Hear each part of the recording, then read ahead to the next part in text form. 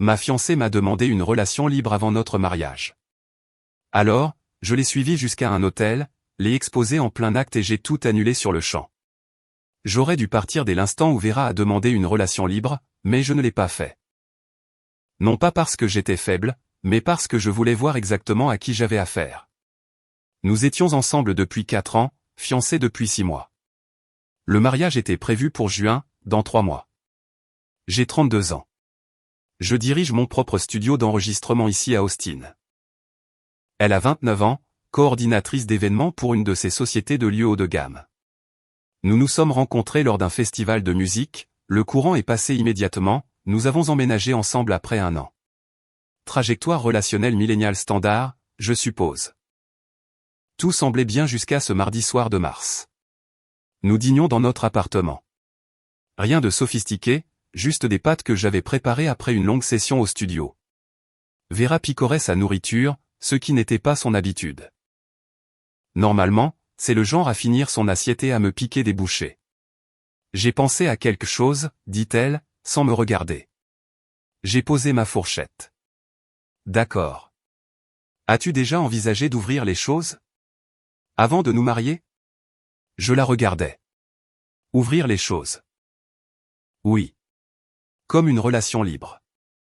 J'ai lu un article sur la non-monogamie éthique et comment certains couples disent que cela renforce en fait leur lien parce que...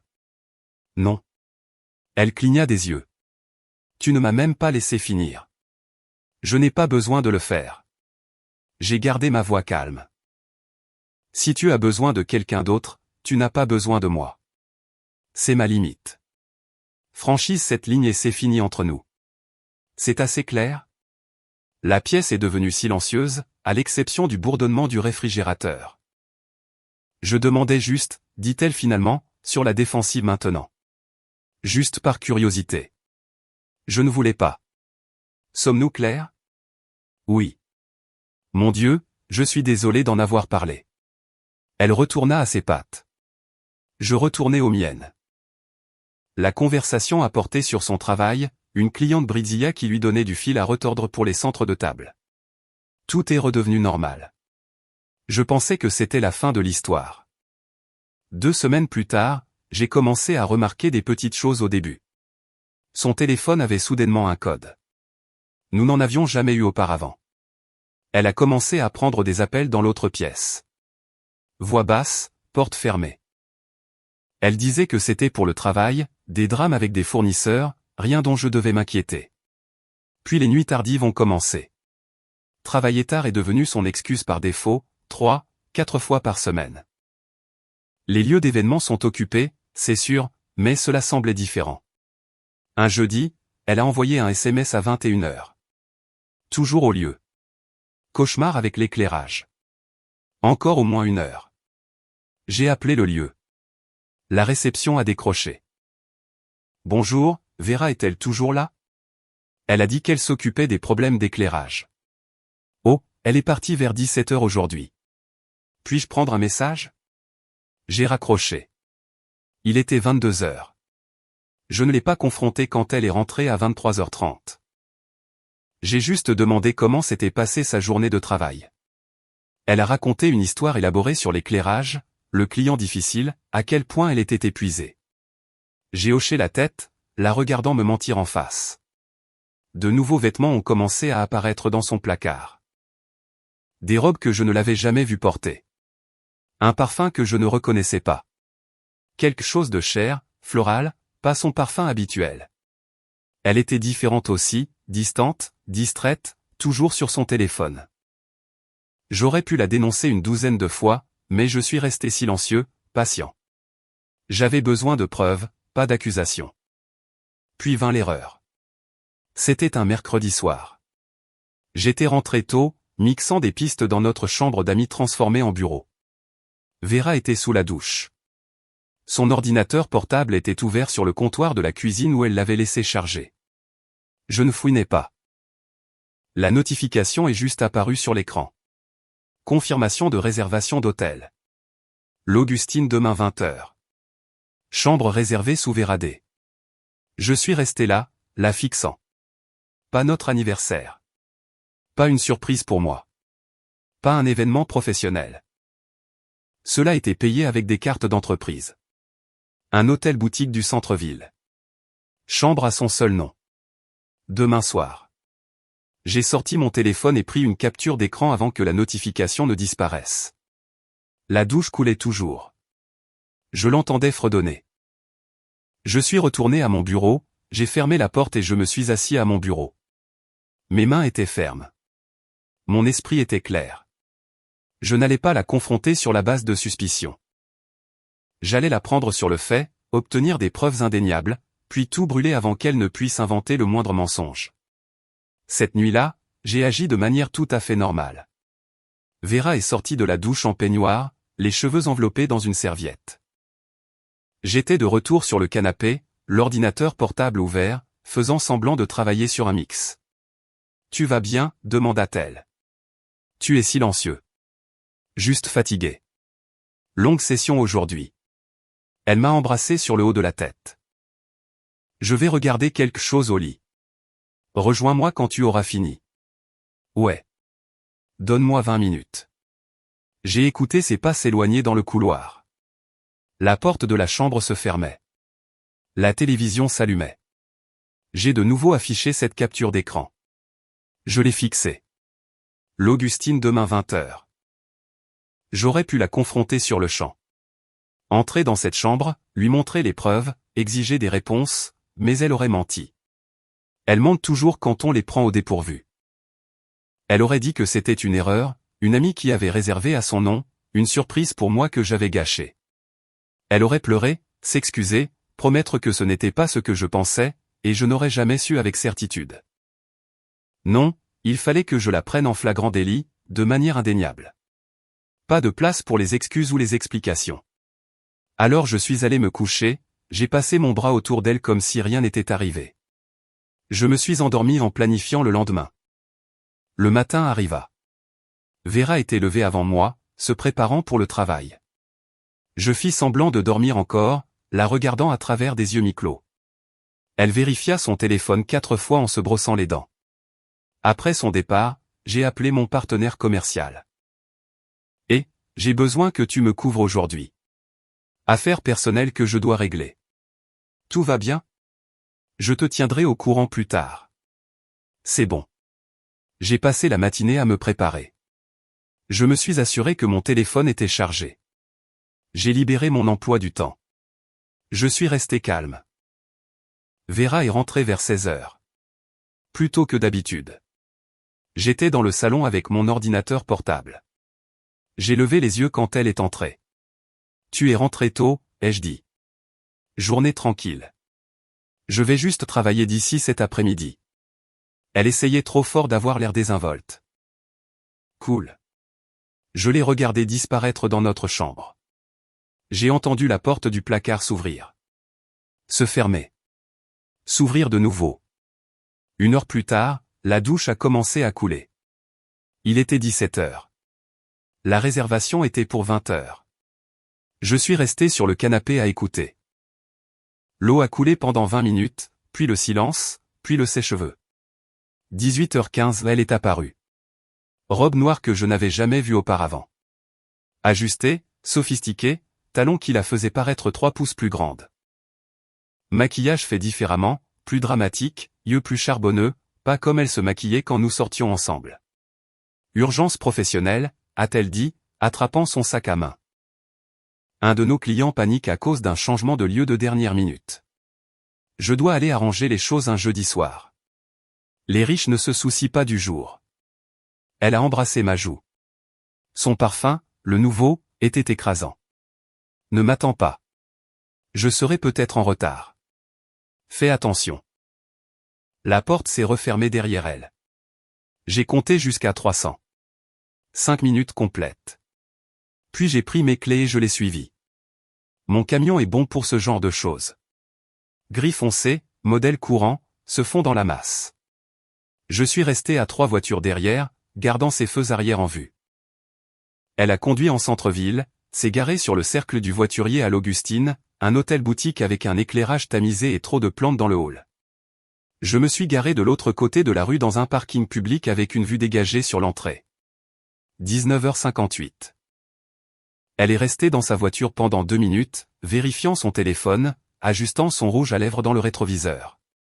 Puis elle est sortie, a donné ses clés au voiturier et est entrée. Je l'ai regardée à travers les portes vitrées. Démarche confiante, menton haut comme si elle était à sa place. Mon rythme cardiaque était stable. Pas de colère encore, juste une concentration froide. 20 heures exactement. Je lui ai donné 10 minutes. Assez de temps pour arriver à la chambre. Assez de temps pour être à l'aise. Assez de temps pour qu'il n'y ait aucun doute sur la raison de sa présence. J'ai regardé l'aiguille des secondes de l'horloge de mon tableau de bord tourner. 8 minutes, 9, 10. Je suis sorti de mon camion et j'ai traversé la rue. Le hall était chaleureux, sentant le marbre cher, les canapés en velours, un doux jazz jouant depuis des haut-parleurs cachés. Je suis allé directement à la réception et j'ai demandé le numéro de chambre. Le réceptionniste était jeune, peut-être 25 ans, portant un badge nominatif qui disait Brison. Il leva les yeux avec ce sourire d'hospitalité entraîné. « Bonsoir, monsieur. Vous vous enregistrez ? » ?»« Pas exactement. Je suis censé rencontrer quelqu'un, mais j'ai oublié le numéro de chambre. Ma fiancée, brune, robe noire, vient de s'enregistrer il y a quelques minutes. » Son sourire flancha légèrement. Je ne suis pas vraiment censé. J'ai sorti mon portefeuille, glissé un billet de 50 sur le comptoir. Surprise d'anniversaire. Je suis en retard. Je ne veux pas appeler et la gâcher. Il jeta un coup d'œil au billet de 50, puis à moi, fit le calcul mental que les gens font pour décider s'ils doivent enfreindre des règles mineures. Le billet de 50 disparut dans sa poche. Chambre 848, 8e étage. J'apprécie. Je suis ressorti. Le voiturier a levé les yeux en me voyant passer, se demandant probablement pourquoi je partais si tôt. Je m'en fichais. Je suis remonté dans mon camion, je me suis assis sur le siège du conducteur, j'ai sorti mon téléphone. Mon pouce a plané sur son nom dans mes contacts pendant une seconde. Puis j'ai appelé. Ça a sonné 1 fois, 2 fois. Elle a décroché à la 3e sonnerie. Et bébé, quoi de neuf ? Sa voix était légèrement essoufflée. Elle essayait trop fort d'avoir l'air normal. Comment se passe l'événement professionnel ? Oh, c'est bien.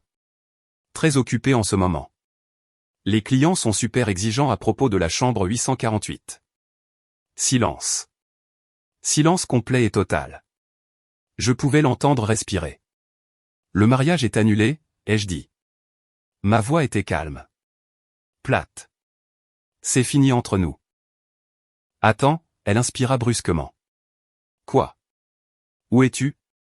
Je peux expliquer. Ce n'est pas. J'ai raccroché. Je ne l'ai pas laissé finir. Je n'avais pas besoin d'entendre le mensonge qu'elle aurait bricolé. Mes doigts ont bougé en pilote automatique. J'ai bloqué son numéro. Je l'ai bloqué sur toutes les plateformes de médias sociaux. Instagram, Facebook, tout. 30 secondes peut-être. J'ai démarré le camion. En sortant de la place de parking, j'ai vérifié mon rétroviseur. L'entrée de l'hôtel a éclaté. Vera est sortie en trébuchant, pieds nus, talons dans une main, téléphone dans l'autre. Sa robe était à moitié ouverte, ses cheveux en désordre. Elle a tourné sur elle-même, scrutant la rue, cherchant mon camion. J'étais déjà en train de tourner le coin. Je ne me suis pas arrêté, je n'ai pas regardé en arrière. Le trajet de retour a duré 12 minutes. J'ai passé chacune d'entre elles à téléphoner. D'abord, le lieu du mariage. Bonsoir. C'est concernant la réservation pour le 12 juin à mon nom. Je dois tout annuler. Oh non. Je suis tellement désolé d'entendre ça. Puis-je demander ? Raison personnelle. Quels sont les frais d'annulation ? Malheureusement, à ce stade, vous perdriez votre acompte. C'est $3000. C'est bon. Annulé. Êtes-vous absolument sûr ? Nous pourrions reporter si. Annulé, s'il vous plaît. D'accord, je traiterai ça ce soir. Vous recevrez une confirmation par email. Ensuite, le traiteur. Bonjour, je dois annuler la commande pour le 12 juin. Oui, tout. Je comprends qu'il y a des frais. C'est bon. Le photographe annulé. Le DJ annulé. Le fleuriste annulé. 4 appels téléphoniques, 11 minutes au total. Chaque fournisseur a exprimé sa sympathie, m'a demandé si j'étais sûr, a proposé des alternatives. Je me fichais de l'argent, je me fichais des acomptes, j'avais juste besoin que ce soit réglé. Au moment où je suis arrivé à notre complexe d'appartements, mon téléphone vibrait constamment, des numéros inconnus. Elle appelait depuis d'autres téléphones, des amis, probablement. La réception de l'hôtel, quiconque la laisserait emprunter un appareil. J'ai tout ignoré. Je me suis garé, suis rentré, j'ai verrouillé la porte. Notre appartement était déjà différent, comme si je le voyais pour la première fois, le canapé que nous avions choisi ensemble. Les photos sur le mur, son tapis de yoga dans le coin, tout cela semblait soudainement la preuve de quelque chose qui n'avait jamais vraiment existé. Je suis allé à mon ordinateur portable, j'ai ouvert mon email, j'ai trouvé la capture d'écran de sa confirmation d'hôtel, j'ai trouvé la conversation textuelle d'il y a 2 semaines où elle avait posé des questions sur la relation libre, et j'avais clairement défini ma limite. J'ai pris des captures d'écran de tout. J'ai créé un nouvel email, objet, mariage annulé, pourquoi? J'ai joint les preuves, confirmation d'hôtel, chronologie, capture d'écran, j'ai tapé une phrase, voilà pourquoi il n'y aura pas de mariage. J'ai ajouté toutes les adresses email que j'avais. Ses parents, mes parents, sa sœur, mon frère, les 5 demoiselles d'honneur, les 4 garçons d'honneur, la demoiselle d'honneur principale, le témoin, j'ai plané sur le bouton envoyer pendant environ 3 secondes. Puis je l'ai envoyé. 18 destinataires, tous recevant la vérité avant qu'elle ne puisse raconter sa version. Mon téléphone était en feu maintenant, bourdonnant sans arrêt. J'ai jeté un coup d'œil à l'écran. Numéro bloqué, appelants inconnus, nom que je reconnaissais. Sa mère, sa sœur, sa meilleure amie. J'ai posé le téléphone face contre terre, j'ai appelé le serrurier 24H24 que j'avais cherché lors d'un des feux rouges sur le chemin du retour. Oui, j'ai besoin de faire changer mes serrures ce soir. Quand pouvez-vous arriver? Je peux être là dans 40 minutes. Parfait. J'avais 15 minutes avant qu'elle n'essaie par tous les moyens de me joindre. Je devais agir vite. Au moment où elle comprendrait ce qui se passait, j'avais besoin que tout soit déjà détruit. Le serrurier est arrivé en 38 minutes. Un homme plus âgé, probablement dans la cinquantaine, portant une boîte à outils et ayant l'air d'avoir vu toutes sortes de drames conjugaux imaginables. Changement de serrure, n'est-ce pas? Oui. Porte d'entrée. Il faut que ce soit fait vite. Il n'a pas posé de questions. Il s'est juste mis au travail. Je me suis assis sur le canapé pendant qu'il perçait l'ancienne serrure. Mon téléphone vibrait toujours sur la table basse face contre terre, mais je pouvais voir l'écran s'allumer toutes les quelques secondes, vibrant si constamment qu'il bourdonnait presque. Nuit occupée, demanda le serrurier, hochant la tête vers mon téléphone. On pourrait dire ça. Ce ne sont pas mes affaires. Mais vous voulez que je me dépêche ou que je le fasse correctement? Faites-le correctement. Elle n'entrera pas ici de toute façon. Il hocha la tête et continua de travailler. 20 minutes plus tard, il me tendit 2 nouvelles clés. Tout est prêt. Les anciennes clés sont inutiles maintenant. Vous êtes le seul à pouvoir entrer. Je l'ai payé en espèces. J'ai ajouté un pourboire de $50. J'apprécie. Bonne chance avec tout ce que vous avez à faire.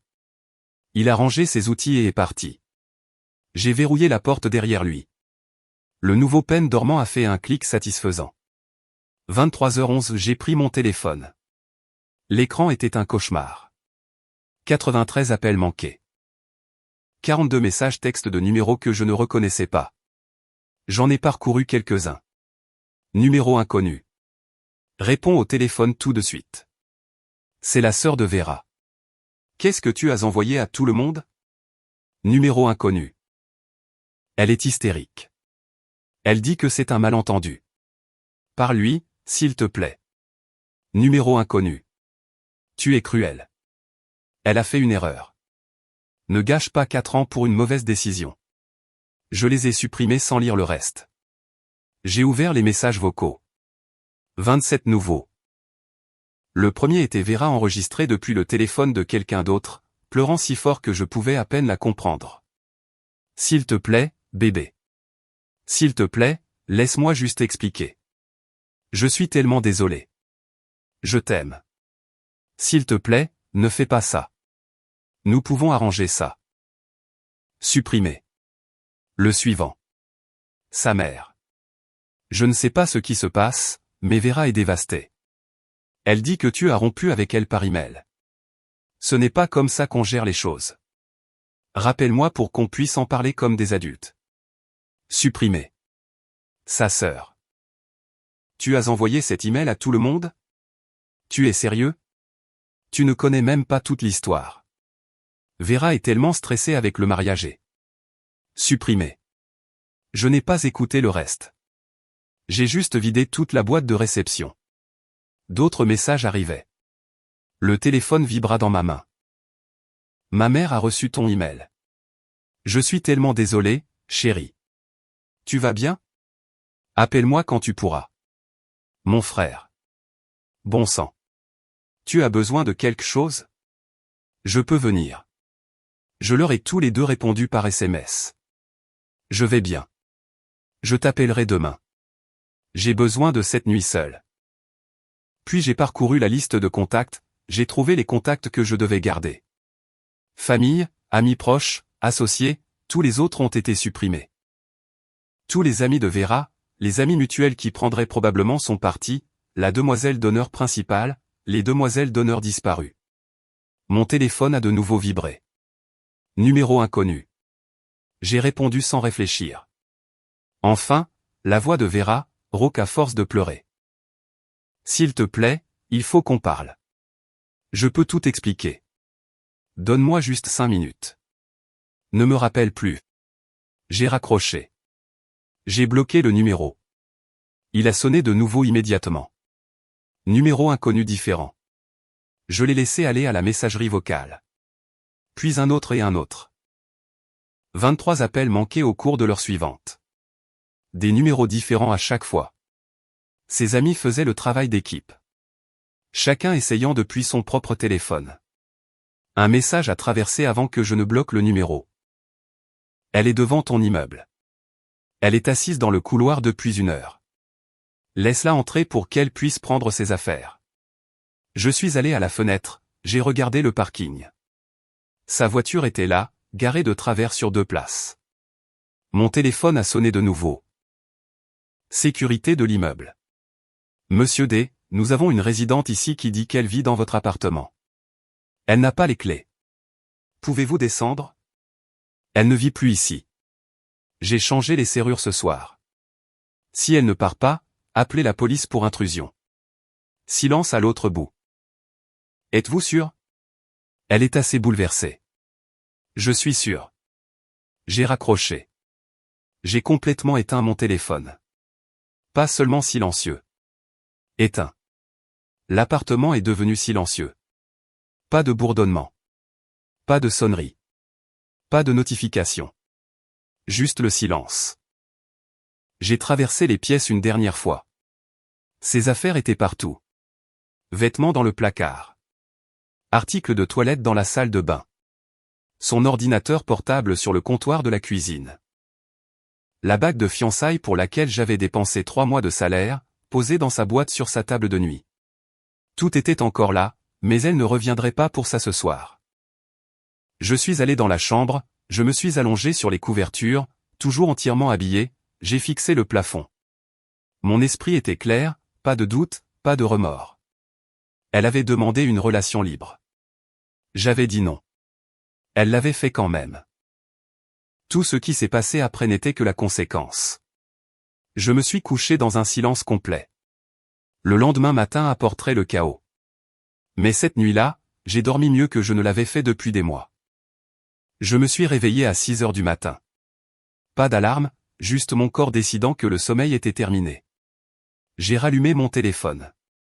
Il a fallu 30 secondes pour démarrer. Puis les notifications ont commencé à affluer. 97 appels manqués, 53 SMS, 14 messages vocaux. J'ai préparé du café pendant que le téléphone continuait à vibrer avec des messages différés. La plupart provenaient de numéros inconnus. Vera avait clairement passé la nuit à utiliser tous les téléphones qu'elle pouvait emprunter. J'ai parcouru les SMS, sans les lire entièrement, juste assez pour confirmer qu'ils venaient d'elle. Je sais que tu es en colère, mais s'il te plaît, écoute juste. J'ai fait une terrible erreur et je passerai le reste de ma vie à me faire pardonner. Nous pouvons aller en thérapie de couple. Je ferai n'importe quoi. S'il te plaît. Ne nous jette pas. Tu es l'amour de ma vie. J'étais confuse et stupide et je suis tellement désolé. Paragraphe après paragraphe, le désespoir transparaissait à travers chaque mot. Je les ai tous supprimés sans répondre. J'ai bloqué chaque numéro au fur et à mesure. À 7 heures du matin, la banque a ouvert. J'y étais à 7h02. Je dois retirer de l'argent d'un compte d'épargne joint. Le guichetier a affiché notre compte. Le montant total? Non, juste ma part. 21 000. Elle a tapé quelque chose, a froncé légèrement les sourcils. Votre co-titulaire de compte devrait. C'est mon argent. Je l'ai déposé. Vérifiez l'historique des transactions. Elle l'a fait. Elle a fait défiler des mois de dépôt. Elle a vu que j'avais contribué environ 60%. Vera 40%. D'accord. Oui, je peux traiter ça. Comment le voudriez-vous? Chèque de banque. 10 minutes plus tard, je suis sorti avec un chèque de 21 000 $. Je lui ai laissé 13 000 $ intacts. Partage équitable. Personne ne pouvait dire que je l'avais volé. Arrêt suivant, le bureau du propriétaire. Notre bail portait nos deux noms. 6 mois restaient. Je payais 70% parce que je gagnais plus. Je dois rompre le bail. La gérante immobilière, une femme âgée nommée Doris, avait l'air sympathique. Les deux locataires doivent signer pour une résiliation anticipée. Je paierai la pénalité moi-même. Le montant total. Dégagez-moi juste de ça. Elle a sorti les termes du bail. Ce serait 2 mois de loyer, 2800 $. C'est fait. Qu'en est-il de votre colocataire? Elle peut rester si elle veut. Payer le loyer complet elle-même ou partir. Je m'en fiche. J'ai juste besoin que mon nom soit retiré. Doris m'a étudié un instant. Probablement en train de reconstituer ce qui s'était passé. Donnez-moi jusqu'à lundi pour traiter les documents. J'apprécie. J'ai payé les frais sur le champ. J'ai signé les formulaires. Un lien de plus coupé. Quand je suis rentré à l'appartement vers 10 heures du matin, la sécurité de l'immeuble a appelé. Monsieur D. La femme d'hier soir est de retour. Elle est de nouveau dans le couloir. Je suis allé à la fenêtre donnant sur le couloir. Je ne pouvais pas la voir de mon appartement, mais je pouvais l'imaginer assise par terre devant ma porte, attendant. Depuis combien de temps est-elle là? Depuis environ 8 heures. 2 heures. Si elle ne dérange personne, laissez-la s'asseoir. Mais si elle cause un trouble, demandez-lui de partir. Compris. 1 heure plus tard, la sécurité a rappelé. Elle pleure assez fort. D'autres résidents se plaignent. Alors, demandez-lui de partir. Nous allons le faire. J'ai regardé par ma fenêtre Vera sortir finalement du bâtiment. Lentement, défaite. Elle continuait de regarder en arrière comme si je pouvais la poursuivre. Je ne l'ai pas fait. J'ai acheté une nouvelle carte SIM cet après-midi-là. Nouveau numéro. Je lui ai envoyé un SMS une fois. Vos affaires seront chez votre sœur d'ici vendredi. Ne me contactez plus. Puis j'ai appelé une entreprise de déménagement. J'ai besoin que tout ce qui appartient à quelqu'un d'autre soit emballé et livré. Professionnel, soigneux. Je ne veux rien d'endommagé. Ils sont venus jeudi. 2 gars, 3 heures. Ils ont emballé tous ses vêtements, articles de toilette, ordinateur portable, livres, photos, même sa bague. Tout a été livré à l'adresse de sa sœur le vendredi matin, comme je l'avais promis. Professionnel, propre, efficace. Les retombées sociales ont commencé pendant le week-end. Des amis communs ont commencé à me contacter, me demandant ce qui s'était passé. Certains étaient accusateurs, tu n'as même pas essayé de t'arranger. D'autres curieux, l'email est-il vrai? J'ai envoyé la même réponse à tous ceux qui ont demandé, capture d'écran de la confirmation d'hôtel, la chronologie, la conversation sur les limites. La plupart ont arrêté de parler à Vera immédiatement après cela. Deux l'ont défendu. Ils ont dit que les gens font des erreurs. Tout le monde mérite le pardon. Je les ai tous les deux bloqués. Sa mère a appelé ma mère le dimanche après-midi. Je l'ai appris de ma mère plus tard. Elle l'a supplié de me convaincre de parler à Vera. Elle a dit que j'étais déraisonnable. Qu'est-ce que tu as dit? Je lui ai dit que tu avais fait exactement ce que tu aurais dû faire. Que Vera avait fait son choix et que maintenant elle vivait avec. Merci, maman. Je suis fier de toi, chérie. Je sais que ça fait mal, mais tu ne t'es pas compromise. C'est important. 3 semaines passèrent. Le travail me tenait occupé. J'ai pris des projets supplémentaires. Je restais au studio jusqu'à minuit certaines nuits. J'ai commencé à aller à la salle de sport le matin. J'ai renoué avec des amis que j'avais négligés. Les messages des téléphones empruntés par Vera ont finalement cessé. Puis, un mardi soir, mon téléphone a vibré. Numéro inconnu. J'ai failli le supprimer sans lire, mais quelque chose m'a poussé à l'ouvrir. C'était elle. Un long message, un ton différent d'avant. Je sais que tu ne veux pas entendre parler de moi. Je comprends pourquoi, mais je vois un thérapeute 3 fois par semaine, travaillant sur les raisons pour lesquelles j'ai fait ce que j'ai fait. Je ne cherche pas d'excuses. J'ai détruit la meilleure chose de ma vie parce que j'étais égoïste.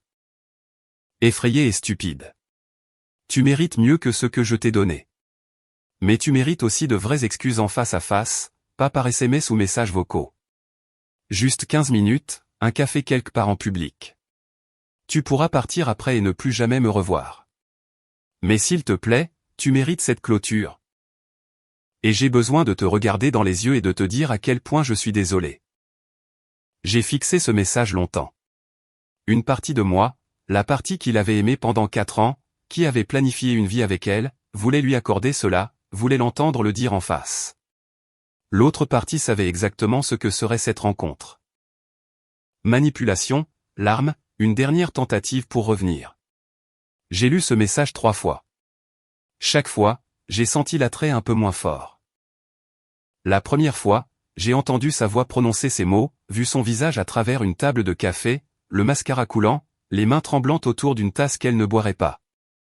La deuxième fois, j'ai entendu le calcul derrière cela, la thérapie mentionnée de manière stratégique. Le « tu mérites une clôture », manipulation déguisée en générosité. Le lieu public, sécurité, témoin, plus difficile pour moi de simplement partir. La troisième fois, je n'ai vu que des mots sur un écran d'une personne que je connaissais autrefois. J'ai commencé à taper. Tu as eu 4 ans pour être honnête. 3 mois de fiançailles pour avouer. Tu as choisi la tromperie à chaque fois. Je n'ai pas besoin de tes excuses. Je n'ai pas besoin de clôture. J'ai besoin que tu me laisses tranquille définitivement. Ne me contacte plus. Je l'ai lu une fois. J'ai appuyé sur envoyer. Puis j'ai bloqué le numéro. J'ai supprimé la conversation. J'ai posé mon téléphone. C'était tout. Pas de drame, pas de rencontre, pas de confrontation finale où elle pourrait jouer son remords et moi mon pardon. Juste fini. Une semaine plus tard, j'ai signé un bail pour un loft d'une chambre à 3 pâtés de maison de mon studio. 8e étage, unité de coin, grande fenêtre donnant sur le centre-ville. Plus petit que l'appartement que j'avais partagé avec Vera, mais entièrement à moi. Je l'ai meublé exactement comme je le voulais. Pas de compromis, pas d'esthétique de couple. Des étagères industrielles pour ma collection de vinyles. Le canapé en cuir que j'avais toujours voulu, mais que Vera trouvait trop masculin, minimaliste, fonctionnel, propre. C'était comme respirer pour la première fois depuis des mois. Les tentatives de Vera ont continué pendant quelques semaines. Pas directement de sa part. Elle avait apparemment compris le message, mais des amis communs me contactaient. Elle a vraiment du mal. Peut-être que tu pourrais juste. Bloquer. Je sais que tu es blessé, mais elle a vraiment changé. Bloquer. Tu ne penses pas que tu es un peu dur? Bloquer. Finalement, les messages ont cessé. 2 mois après l'affaire de l'hôtel, mon studio a décroché un contrat majeur. Un groupe local qui explosait avait besoin de faire mixer et masteriser son album. La nouvelle de ce qui s'était passé avec Vera s'était apparemment répandue. Les musiciens parlaient, apparemment, ils ont respecté ma façon de gérer les choses. Vous avez gardé votre dignité, m'a dit le chanteur principal lors de notre première session. C'est important dans ce milieu. J'ai commencé à aller à la salle de sport à 6 heures du matin tous les jours. Rien d'intense, juste me présenter régulièrement, construire de nouvelles routines qui m'étaient propres. Je me suis fait de nouveaux amis grâce au studio. Des gens qui ne connaissaient pas Vera, qui ne connaissaient pas notre histoire, qui me connaissaient juste tel que j'étais maintenant. Un samedi fin juin, ce qui aurait dû être le jour de notre mariage, je me suis arrêté dans un café près de mon loft. J'ai croisé Bethany, l'une des anciennes demoiselles d'honneur de Vera. Elle avait l'air mal à l'aise quand elle m'a vu. « Salut », a-t-elle dit prudemment. « Salut, comment vas-tu ? » « Bien. »« Très bien, en fait. »« Et toi ? » ?»« Je vais bien. »« Je ne sais pas si tu veux entendre ça, mais Vera a déménagé à Denver. Nouveau départ et tout. Tant mieux pour elle. » Bethany a étudié mon visage, cherchant quelque chose. De la colère, peut-être. De l'amertume, de la satisfaction. C'est ça ? Juste tant mieux pour elle ? J'ai haussé les épaules. Qu'y a-t-il d'autre à dire ? Elle vit sa vie. Je vis la mienne. Tu as vraiment tourné la page. Ce n'était pas une question, mais j'ai répondu quand même. J'ai tourné la page dès la seconde où j'ai raccroché ce téléphone sur le parking de l'hôtel. Bethany a hoché la tête lentement. Pour ce que ça vaut, elle est vraiment mal en point à cause de ce qu'elle a fait. Je pense qu'elle comprend enfin. C'est entre elle et son thérapeute. Je le pensais. Pas de colère, pas de vindicte, juste une indifférence complète. 6 mois après que tout se soit effondré, j'étais au studio tard un mardi soir, travaillant sur un mix qui n'était pas tout à fait juste. J'ajustais les niveaux, l'égalisation, à la recherche de cet équilibre parfait. Mon téléphone a vibré sur le bureau à côté de moi. Numéro inconnu, message texte, ça aurait pu être un client, ça aurait pu être du spam, ça aurait pu être elle encore, utilisant un autre téléphone emprunté. Je l'ai regardé pendant peut-être 2 secondes. Puis je l'ai supprimé sans l'ouvrir, je suis retourné au mix, j'ai ajusté la basse, j'ai légèrement mis les voix en avant, j'ai écouté. C'était ça. Parfait. Je me suis penché en arrière sur ma chaise et j'ai réalisé quelque chose. La demande de relation libre n'était pas la trahison. Beaucoup de couples ont cette conversation honnêtement et y travaillent. La trahison, c'était qu'elle franchisse la limite après que je l'ai rendu très clair. Après que je lui ai dit exactement quelle en serait la conséquence, elle a testé si je pensais ce que je disais. Je lui ai montré que oui. Partir n'était pas une vengeance. La vengeance aurait été d'essayer de la blesser, de la traîner publiquement, de la faire souffrir. Partir, c'était de l'amour-propre. Elle voulait la liberté. Elle voulait explorer. Elle voulait quelqu'un d'autre. Alors, je lui ai donné exactement ce qu'elle voulait.